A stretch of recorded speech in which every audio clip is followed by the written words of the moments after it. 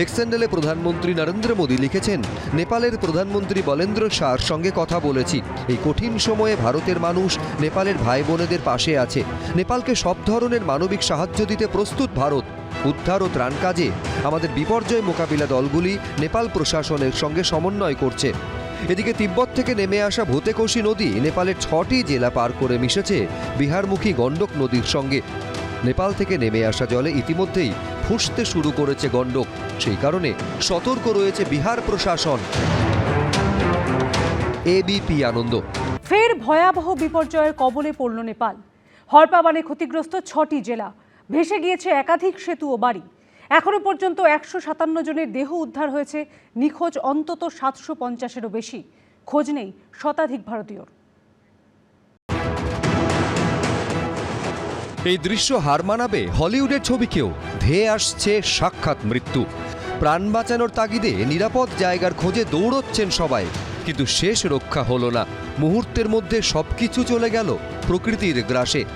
যেন পাহাড়ের কোলে হঠাৎ বিস্ফোরণ। কিছু বুঝে ওঠার আগেই মৃত্যুদূতের মতো ধেয়ে এলো বিপর্যয়।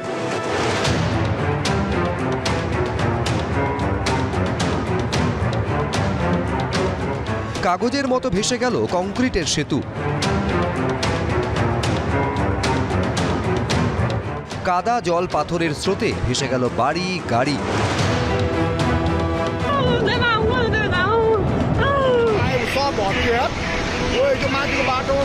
নেপালে জল প্রলয় ফেরালো 2015-র ভয়াবহ বিপর্যয়ের স্মৃতি। হরপাবানে বিধ্বস্ত হলো নেপালের রাসুয়া সহ 6টি জেলা। বহু মানুষের মৃত্যুর আশঙ্কা। অথচ বুধবার সকালে নেপালের কোথাও বৃষ্টির চিহ্ন মাত্র ছিল না। ঝলমলে রোদের সঙ্গে ছিল ঝকঝকে নীল আকাশ। তখন সকাল 9টা।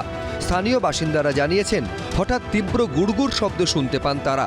বাইরে বেরিয়ে দেখেন বিস্ফোরণের ধোঁয়ার মতো কুণ্ডলি পাকিয়ে নেমে আসছে জলের স্রোত। প্রশাসন সূত্রে খবর, এদিন সকালে তিব্বত থেকে নেমে আসা ভূতেকোশি নদীর জলস্তর আচমকা বৃদ্ধি পায়। হুড়মুড়িয়ে নেমে আসে হরপাবান। হরপাবানে ভয়ানক ক্ষতিগ্রস্ত হয়েছে রাসুয়া, নোয়াকোট, ধাদিং, চিতওয়ান সহ নেপালের 6টি জেলা। ক্ষয়ক্ষতির পরিমাণ জানা না গেলেও ব্যাপক হতাহত হয়েছে বলে রাসুয়া জেলা প্রশাসন সূত্রে